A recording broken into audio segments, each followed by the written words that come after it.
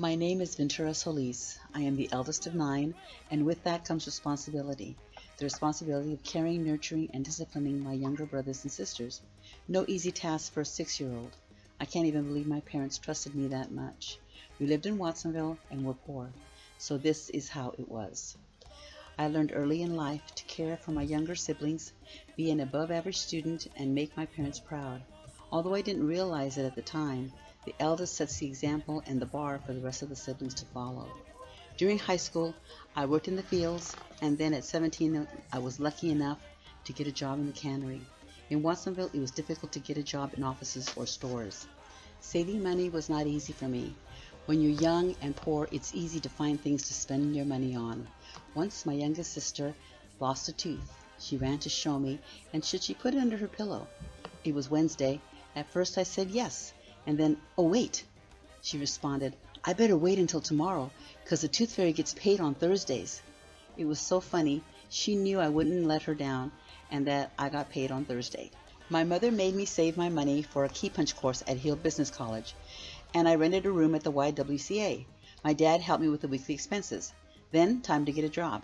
San Jose was easier to find employment than Watsonville. There were lots of clerical type positions, and then I applied with Santa Clara County Transportation for the Transportation Information Clerk. There was a written and then an oral interview. There was a telephone number for a start date, and I was so happy that I didn't even notice where I placed on the eligibility list. All of my new co-workers wanted to see who was number 1. They were doing the work as extra help and had to take the test to become permanent. I was number 1 on the list and came from the outside. I was 24 years old. In the county, you can transfer from department to department in your position, providing you pass the oral interview. My employment in Santa Clara County was with Central Personnel, receptionist with job listings, the Board of Supervisors, District Attorney's Crime Lab, Welfare Fraud Unit, Mental Health at Elmwood Facility, and Superior Court Criminal and Traffic Divisions. I was working in Superior Court Accounting Department when my mother collapsed and she lived in Watsonville.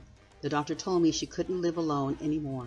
Her health needed more attention. Because of her asthma and bronchitis, she needed a nebulizer machine for lung treatments, sometimes every 4 hours. In 2012, I realized I couldn't do it alone 24/7. A Place for Mom gave me a listing for assisted living homes, and then I found one perfect for my mom.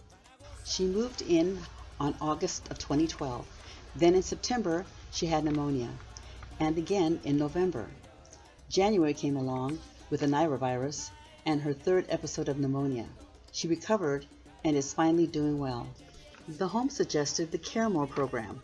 The doctor would visit once a month at the home, and the nurse practitioner comes once a week. This was a very stressful time for me.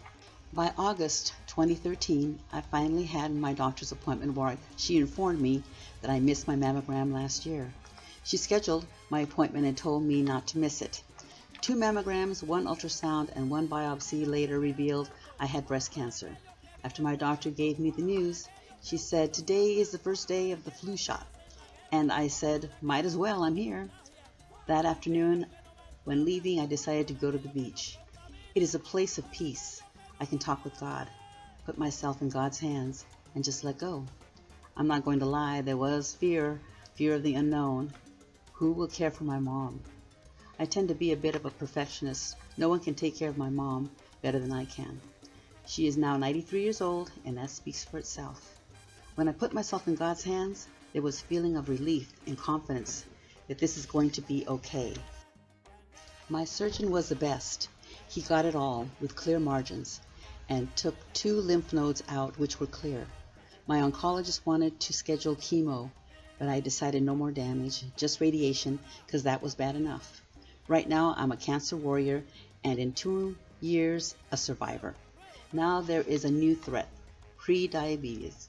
I didn't come this far by defeating cancer, only to become diabetic.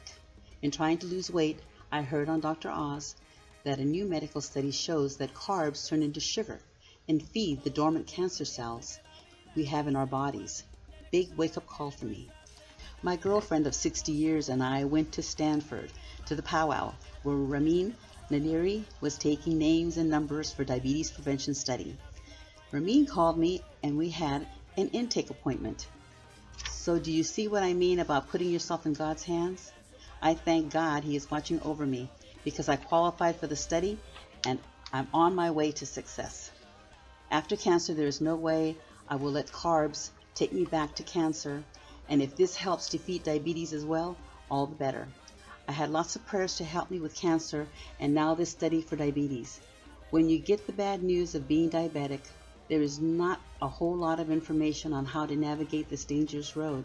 This study gives you a wealth of information on how to read the diabetic roadmap and achieve your goals. This is one grateful student.